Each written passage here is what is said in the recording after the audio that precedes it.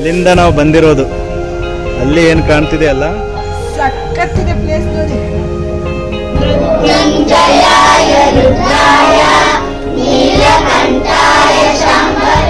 ಆಟ ಆಡಂಗಿಲ್ಲ ಯಾಕ? ಆಟ ಆಡಂಗಿಲ್ಲ.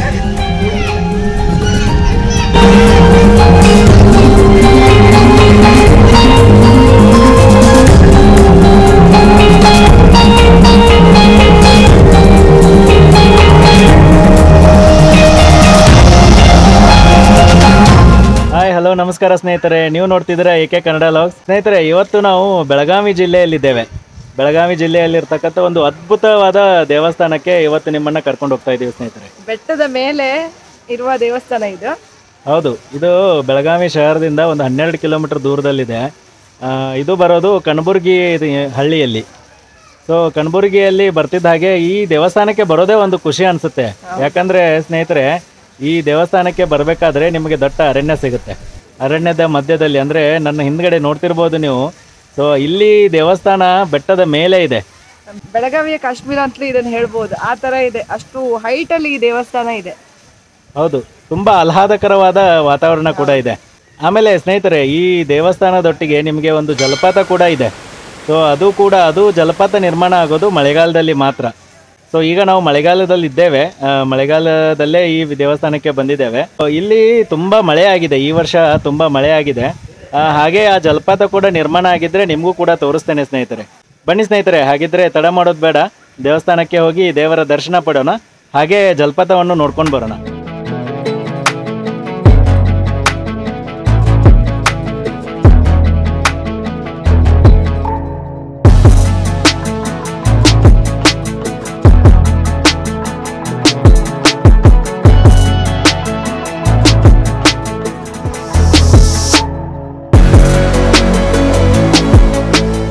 ದೇವಸ್ಥಾನಕ್ಕೆ ಬಂದ್ರೆ ನಮ್ಗೆ ಎಲ್ಲೋ ಚಿಕ್ಕಮಂಗ್ಳೂರ ಇಲ್ಲ ಕಳಸದ ದೇವಸ್ಥಾನ ಕಡೆಗೆ ಹೋದ ಫೀಲ್ ಆಗುತ್ತೆ. ಯಾಕಂದ್ರೆ ಅಷ್ಟು ಬೆಟ್ಟದ ಮೇಲೆ ಇದೆ ದೇವಸ್ಥಾನ. ಹೌದು, ತುಂಬಾ ಎಲ್ಲ ಕಾಡು ನೋಡಿ, ಅದರ ಮಧ್ಯದಲ್ಲಿ ದೇವಸ್ಥಾನ ಇದೆ.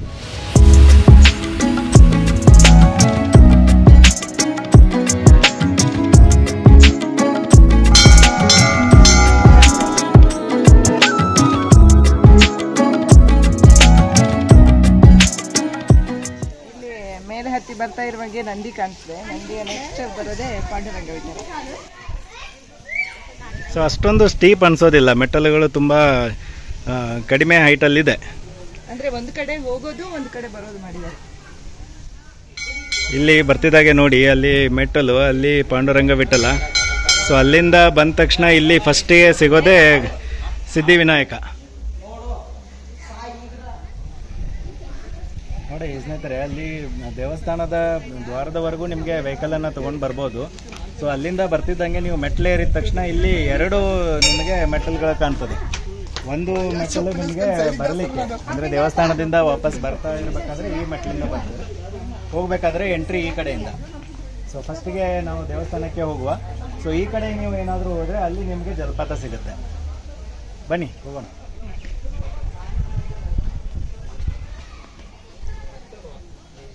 ಮೆಟ್ಲು ಹತ್ತಿರ್ಬೇಕಾದ್ರೆ ನಮಗೆ ಇಲ್ಲಿಂದ ಸ್ವಲ್ಪ ದೃಶ್ಯ ಕಾಣುತ್ತೆ. ಬೆಳಗಾವಿ ಶಹರ ಸ್ವಲ್ಪ ಕಾಣ್ತಾ ಇದೆ. ಅಲ್ಲ, ಮೇಲೆ ಒಂದು ಗ್ಯಾಲರಿ ಇದೆ, ಅಲ್ಲಿಂದ ನೋಡಿದ್ರೆ ಪೂರ್ತಿ ಬೆಳಗಾವಿ ನೋಡಬಹುದು. ಆಕ್ಚುಲಿ ಬೆಳಗಾವಿಯಲ್ಲಿ ಇಷ್ಟು ಹೈಟ್ ಪ್ಲೇಸ್ ಇದೆ ಅಂದ್ರೆ ಖುಷಿ ಅನಿಸ್ತದೆ. ಒಂದು ಹೌದು, ಫುಲ್ ಬೆಳಗಾವಿ ಕಾಣುತ್ತೆ ಮೇಲೆ ಹತ್ತಿದ್ರೆ ನಮ್ಗೆ. ಈ ಬೆಟ್ಟ ಹತ್ತಿರ್ಬೇಕಾದ್ರೆ ನೋಡಿ, ಚಾರಣಿಗರ ಸ್ವರ್ಗನೇ ಅಂತ ಹೇಳ್ಬೋದು. ಹೌದು, ಒಂದು ಸುಂದರವಾಗಿದೆ. ಪಕ್ಷಿಗಳಿವೆಲ್ಲ ತುಂಬಾ, ಡಿಫ್ರೆಂಟ್ ಪಕ್ಷಿಗಳನ್ನು ನೋಡಬಹುದು. ಎಲ್ಲಿದೆ ಕಾಣುತ್ತಾ? ಓಡಿ ಹೋಗುತ್ತೆ. ನೀಲಗಿರಿ ಮರಗಳು ಜಾಸ್ತಿ ಇದೆ.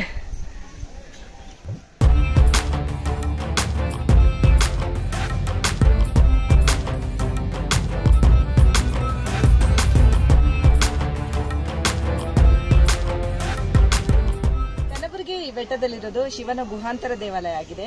ಹಾಗೂ ಇದನ್ನು ಸಿದ್ದೇಶ್ವರ ದೇವಸ್ಥಾನ ಅಂತಲೂ ಕರೀತಾರೆ. ಹಾಗೆ ಈಗ ಶ್ರಾವಣ ಮಾಸ ಆಗಿರೋದ್ರಿಂದ ಲಕ್ಷಾಂತರ ಭಕ್ತಾದಿಗಳು ಇಲ್ಲಿ ಬರ್ತಾರೆ. ನೋಡಿ, ಇಲ್ಲಿ ಬರ್ತಿದ್ದಾಗೆ ಇಲ್ಲಿ ಒಂದು ಸಣ್ಣ ಗುಡಿ ಇದೆ. ಇಲ್ಲಿ ಗೋಪಾಲಕೃಷ್ಣ ನೋಡಿ, ಮೇಲೆ ಬರ್ತಿದ್ದ ಹಾಗೆ, ಈ ಬೆಟ್ಟದ ಮೇಲೆ ಬರ್ತಿದ್ದ ಹಾಗೆ ಪರಿಸರ ನೋಡಿ ಎಷ್ಟೊಂದು ಸುಂದರವಾಗಿದೆ. ನೋಡಿ ಎಷ್ಟಿದೆ. ಹೌದು, ಆಗಲೇ ನಾವು ಹೇಳಿದ್ವಲ್ಲ ಗ್ಯಾಲರಿ ಮೇಲೆ ನಿಂತರೆ ಬೆಳಗಾವಿ ಶಹರ ಕಾಣುತ್ತೆ ಅಂತ, ಅದು ಇದೇ ಗ್ಯಾಲರಿ. ಬನ್ನಿ ಅಲ್ಲಿ ಕೂಡ ಹೋಗಿ ನೋಡುವ. ಹಾಗೆ ಸ್ನೇಹಿತರೆ, ಇಲ್ಲಿಂದ ನಾವು ದೇವಸ್ಥಾನಕ್ಕೆ ಹೋಗಬೇಕಾಗುತ್ತೆ. ಸೊ ನೀವು ಈ ಕಡೆಗೆ ಹೋದರೆ ಜಲಪಾತದ ಕಡೆಗೆ ಹೋಗ್ತೀರಾ. ಅಲ್ಲಿ ಒಂದು ದೇವಸ್ಥಾನ ಕಾಣ್ತಿದೆ ಏನಲ್ಲ, ಸೊ ಅಲ್ಲಿ ಜಲಪಾತ ಬೀಳುತ್ತೆ, ನೀರು ಬೀಳುತ್ತೆ ಮೇಲಿಂದ, ಜರಿಯಾಗಿ ಹರಿಯುತ್ತೆ. ಬನ್ನಿ ದೇವಸ್ಥಾನಕ್ಕೆ ಹೋಗಿ ಬರುವ ಫಸ್ಟ್. ಜರಿ ಜಾಸ್ತಿ ಇಲ್ಲ, ಇಷ್ಟು ಮಳೆ ಆದ್ರೂ ಜರಿ ಹಾಕಿಲ್ಲ. ಅದು ಮಳೆಗಾಲದಲ್ಲಿ, ಪೀಕ್ ಮಳೆಗಾಲದಲ್ಲಿ ಮಾತ್ರ ಅದು ಮೂಡೋದು. ಮಳೆ ಇಷ್ಟು ದಿವಸ ಮಳೆ ನಿಂತೋದ್ರೆ ಮತ್ತೆ ಜಲಪಾತ ಕಾಣೋದಿಲ್ಲ ನಮಗೆ. ಇಲ್ಲಿ ಒಂದೇನೋ ಸಣ್ಣ ಗುಡಿ ಇದೆ, ಮಾರುತಿ ದೇವಸ್ಥಾನ ಇರಬೇಕು ಮೋಸ್ಟ್ಲಿ. ಇಲ್ಲ, ಇಲ್ಲಿ ಒಂದು ಶಿವಲಿಂಗ ಇದೆ.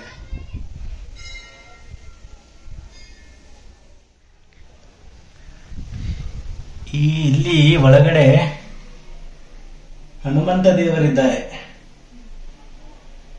ಹನುಮಂತ ದೇವರ ಮೂರ್ತಿ ಇದೆ ಇಲ್ಲಿ. ಇದು ಹನುಮಂತ ದೇವರ ಮೂರ್ತಿ ಇದೆ ಒಳಗಡೆ. ಪ್ಲೇಸ್ ಹೌದು. ದೇವಸ್ಥಾನನೂ ಇದೆ, ಒಂಥರ ಪಿಕ್ನಿಕ್ ಸ್ಪಾಟ್ ತರನೂ ಇದೆ, ಆ ತರ ಇದೆ.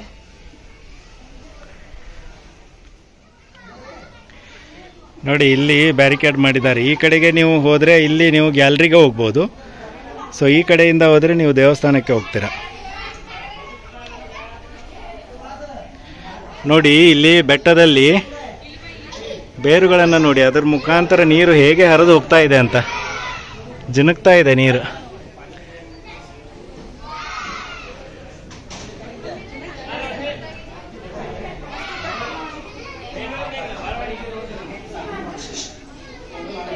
ದೇವಸ್ಥಾನದ ಒಳಗಡೆ ಬಂದ್ವಿ ನಾವೀಗ.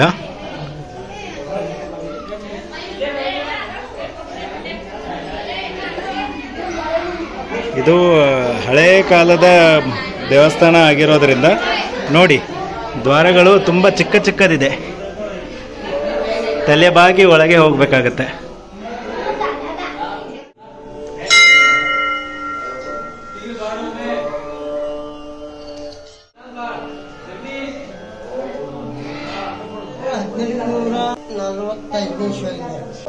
ಹದಿನೆಂಟುನೂರ 1845 ಇಸ್ವಿಯಲ್ಲಿ ಬ್ರಿಟಿಷ್ ಕಾಲದಾಗಿಂದ 155 ವರ್ಷ ಆಯಿತು.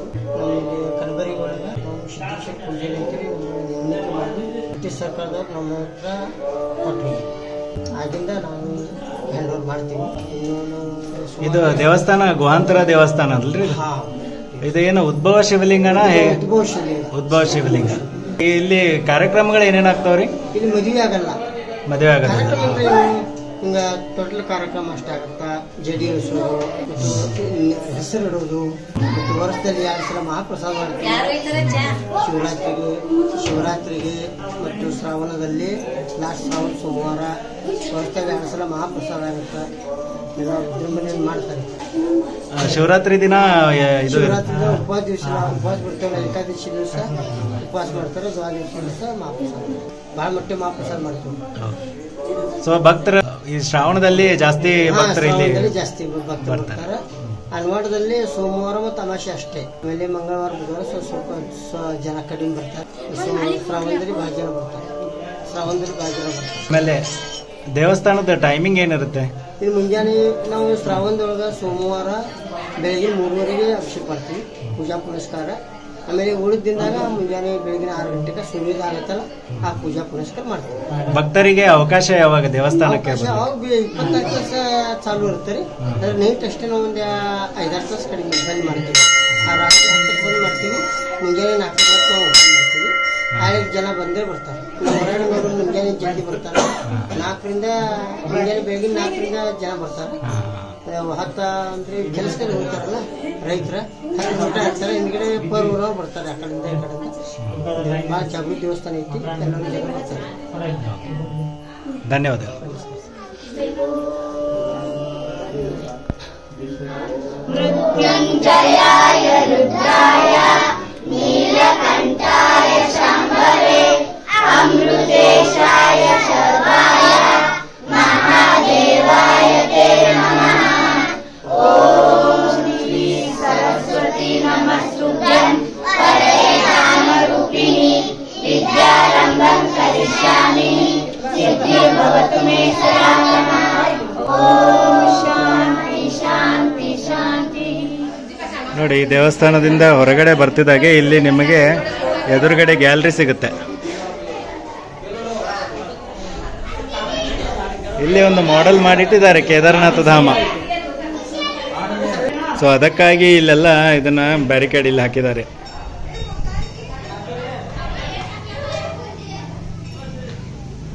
ನೋಡಿ, ನಾವು ಇಲ್ಲಿ ಮೇಲೆ ಹತ್ತಿ ಬಂದ್ವಿ, ಬೆಟ್ಟದ ಮೇಲೆ. ನೋಡಿ, ಅಲ್ಲಿಂದ ನಾವು ಬಂದಿರೋದು. ಅಲ್ಲಿ ಏನು ಕಾಣ್ತಿದೆ ಅಲ್ಲ, ಅಲ್ಲಿಂದ ಹೀಗೆ ಬೆಟ್ಟ ಹತ್ತಿ ಹೀಗೆ ಮೇಲೆ ಬಂದು ಇಲ್ಲಿ ದೇವಸ್ಥಾನಕ್ಕೆ ಬಂದ್ವಿ. ಸೊ ದೇವಸ್ಥಾನದ ಎದುರುಗಡೆ ಇಲ್ಲಿ ಗ್ಯಾಲರಿ ಇದೆ ನೋಡಿ. ಸಖತ್ತಿದೆ ಪ್ಲೇಸ್ ನೋಡಿ, ಇಡೀ ಬೆಳಗಾಂ ಕಾಣುತ್ತೆ ಇಲ್ಲಿಂದ. ಹೌದು ನೋಡಿ, ಪೂರ್ತಿ ಬೆಳಗಾವಿ ಶಹರವನ್ನು ನೋಡ್ಬೋದು ಇಲ್ಲಿಂದ ನಾವು.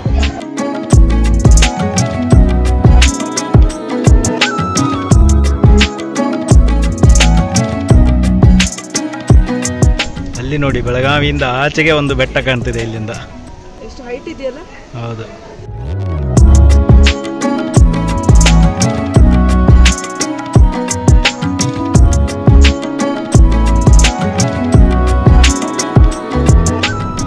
ನೋಡಿ, ಅಲ್ಲಿ ಒಂದು ದೇವಸ್ಥಾನ ಇದೆ. ಜಲಪಾತ ಇರೋದಲ್ಲೇ, ಅಲ್ಲಿ ಆ ಬೆಟ್ಟದಲ್ಲಿ. ಬಟ್ ಈಗ ಇಲ್ಲೇ ಇಲ್ಲ, ಸ್ವಲ್ಪ ನೀರಿದೆ.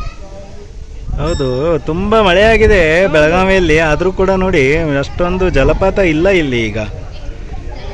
ಮಳೆ ಸಿಕ್ಕಾಪಟ್ಟೆ ಆದ್ರೂ ಇಲ್ಲ ಜಲಪಾತ. ಹೌದು, ಬಹುಶಃ ಇಲ್ಲಿ ಏನಾಗತ್ತಂದ್ರೆ ಮಳೆ ತುಂಬಾ ಬರ್ತಿರ್ಬೇಕಾದ್ರೆ ಆ ಜಲಪಾತ ಬರುತ್ತೆ. ಇಲ್ದಿದ್ರೆ ಆ ಜಲಪಾತ ನೋಡ್ಲಿಕ್ಕೆ ಸಿಗೋದಿಲ್ಲ ನಮ್ಗೆ. ಟೆಂಪಲ್ ಪ್ರಿಮಿಸಿಸ್ ಬಾರಿ ಚೆನ್ನಾಗಿದೆ, ತುಂಬಾ ಚೆನ್ನಾಗಿದೆ. ಹೌದು, ತುಂಬಾ ಸುಂದರವಾದ ದೇವಸ್ಥಾನ ಅಂತ ಹೇಳ್ಬೋದು. ಬಂದ್ರೆ ಒಂದು ಶಾಂತ ಆಗುತ್ತೆ ಮನಸ್ಸು, ಅಷ್ಟು ಚೆನ್ನಾಗಿದೆ. ಇಲ್ಲಿ ನೋಡಿ, ನಾವು ದೇವಸ್ಥಾನದ ಮೇಲೆ ಇಲ್ಲಿದ್ದೇವೆ. ಇಲ್ಲಿ ಮೇಲೆ ಬೆಟ್ಟ ಇದೆ, ಬೆಟ್ಟದ ಮೇಲೆ ಊರಿದೆಯಾ ಅಂತ. ಕಾಲಕಾಲೇಶ್ವರ ದೇವಸ್ಥಾನ ನೋಡಿದಾಗೆ ಆಗ್ತದೆ. ಹೌದು, ಇದೇ ತರದ್ದು ಗಜೇಂದ್ರಗಢದಲ್ಲಿ ಕಾಲಕಾಲೇಶ್ವರ ದೇವಸ್ಥಾನದಲ್ಲಿದೆ, ಹೌದಲ್ವಾ? ಹೌದೌದು. ಸೊ ಅದು ಕೂಡ ನಾವು ವಿಡಿಯೋ ಮಾಡಿದ್ದೇವೆ ಸ್ನೇಹಿತರೆ. ನಿಮ್ಗೆ ಏನಾದರೂ ಬೇಕಂದ್ರೆ ವಿಡಿಯೋ ನೋಡ್ಬೇಕಂದ್ರೆ ಐ ಬಟನ್ ಅಲ್ಲಿ ಲಿಂಕ್ ಕೊಟ್ಟಿರ್ತೇನೆ, ನೀವು ಹೋಗಿ ನೋಡ್ಬೋದು.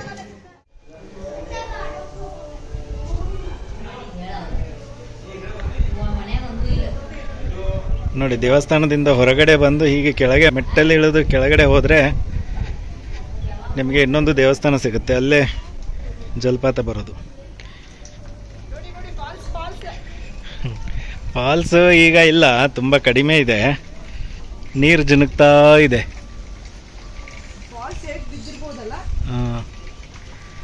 ಯಬ್ಬಾ, ಅಲ್ಲೇನದು? ಅಲ್ಲಿ ನೋಡು, ಹಾವು, ನಾಗರಾವು ಕಂಡಾಗೆ ಕಾಣುತ್ತೆ ಅಲ್ಲಿ ಒಂದು. ಹೌದು, ಅದು ಹಾಗೆ ಬಂದಿದೆ ಬೇರು.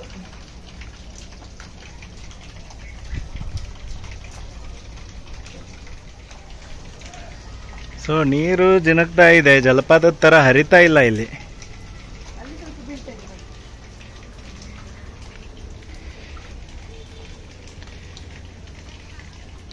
ಇಲ್ದಿದ್ರೆ ಇಲ್ಲಿ ತುಂಬಾ ನೀರು ಹರಿದು ಹೋಗ್ತದೆ.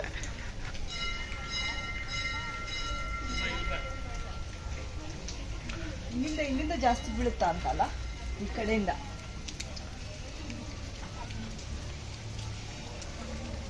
ನೋಡಿ, ಅಲ್ಲಿ ಮೇಲಿಂದ ನೀರು ಹರಿದು ಬರ್ತಾ ಇತ್ತು, ಈಗ ಕಡಿಮೆ ಆಗಿದೆ.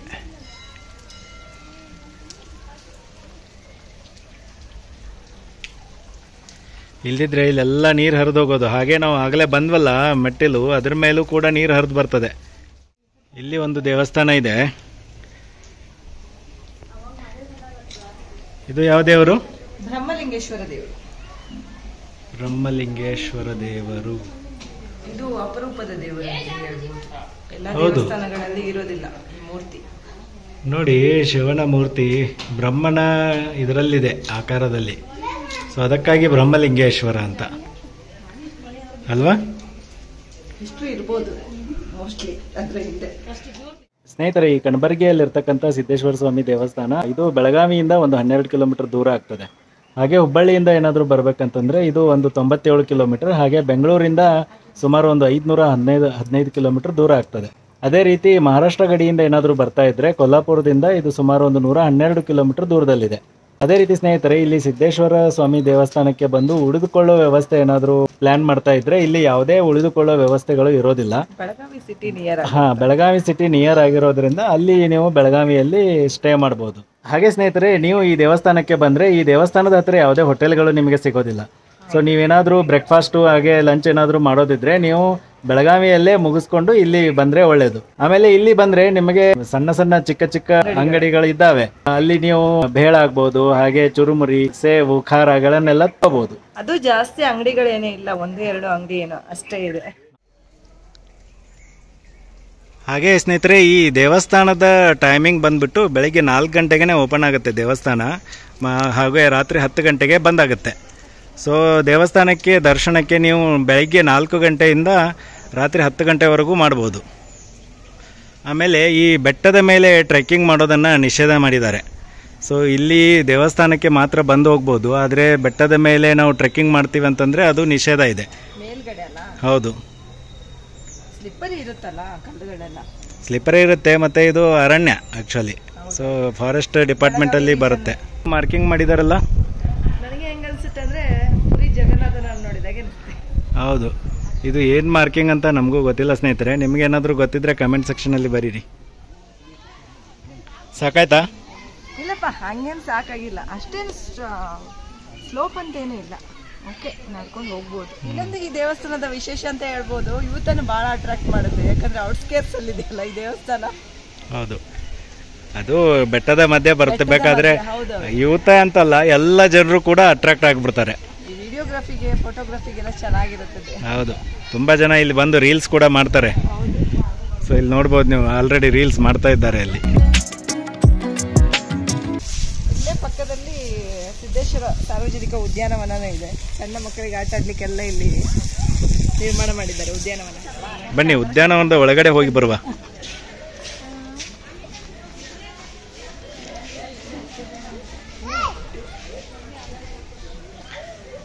ನೋಡಿ, ಇಲ್ಲಿ ಚಿಕ್ಕ ಮಕ್ಕಳಿಗೆ ಆಟ ಆಡಲಿಕ್ಕೆ ಎಲ್ಲ ಮಾಡಿದ್ದಾರೆ.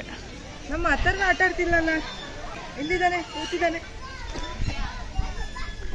ಯಾಕ ಅಥರ್ವ ಆಟ ಆಡೋದಿಲ್ವಾ? ಆಟ ಆಡಂಗಿಲ್ಲ? ಯಾಕ ಆಟ ಆಡಂಗಿಲ್ಲ? ಆಡಿ ಬಂದ್ಯಾ? ಯಾವ್ದು ಆಡಿದಿ? ಜೋಕಾಲಿ ಆಡಿದಿ? ಮಕ್ಕಳೆಲ್ಲ ಆಟ ಆಡ್ತಿದ್ದಾರೆ ಇಲ್ಲಿ.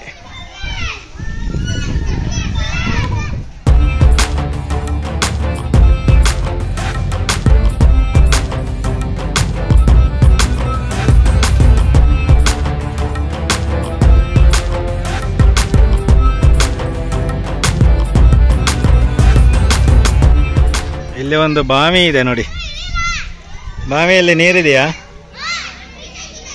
ಗಲೀಜ್ ಮಾಡಿದ್ದಾರೆ. ಪರಿಸರವನ್ನ ಇದೇ ರೀತಿ ನಾಶ ಮಾಡ್ತಾರೆ ಜನ. ದೇವಸ್ಥಾನಕ್ಕೆ ಮೇಲೆ ಮೆಟ್ಲತ್ತಿ ಹೋಗ್ಲಿಕ್ಕಾಗದೇ ಇದ್ರೆ ಈ ಉದ್ಯಾನವನದಲ್ಲಿ ಕುಳಿತುಕೊಂಡು ಟೈಮ್ ಪಾಸ್ ಮಾಡ್ಬೋದು. ನೋಡಿ ಎಷ್ಟೊಂದು ಮಜವಾಗಿದೆ. ದೇವಸ್ಥಾನಕ್ಕೆ ಬರಲಿಕ್ಕೆ 2 ದಾರಿ, ಅಲ್ಲಿ ಒಂದು ದಾರಿ, ಹಾಗೆ ಇಲ್ಲಿ ಒಂದು ದಾರಿ ಕೂಡ ಇದೆ.